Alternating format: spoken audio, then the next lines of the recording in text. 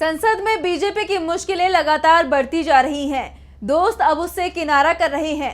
BJP के सहयोगियों की संख्या घटती जा रही है। 17वीं लोकसभा में जो दल बीजेपी के साथ थे, इस बार वो उसके खिलाफ दिखाई दे रहे हैं और बीजेपी विरोधियों की संख्या में अब एक और बड़े दल का नाम शामिल हो गया है। देखिए रिपोर्ट। बीजू जनता दल का बीजेपी से गठबंधन रहा हो या नहीं, दिल्ली में दोनों की दोस्ती बरकरार रही।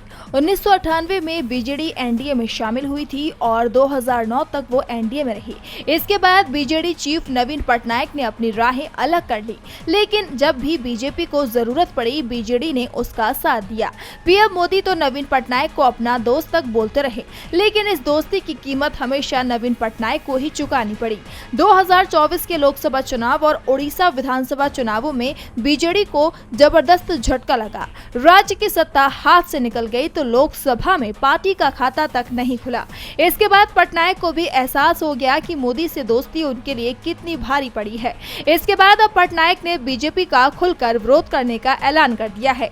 पटनायक ने अपने सांसदों को विपक्षी कैंप के साथ बैठने को कह दिया है। भुवनेश्वर में अपनी पार्टी के 9 राज्यसभा सांसदों के साथ बैठक के बाद नवीन पटनायक ने कहा कि हम केंद्र को सभी मुद्दों पर जवाबदेह बनाएंगे। उन्होंने बीजेडी को मजबूत और जीवंत विपक्ष बताया है। सांसदों से साफ कह दिया है कि अब किसी भी मुद्दे पर केंद्र सरकार का समर्थन नहीं करेंगे और उड़ीसा के हितों के लिए संसद में आवाज उठाएंगे।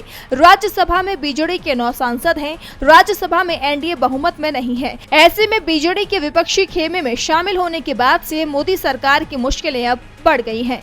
डीबी लाइव की रिपोर्ट।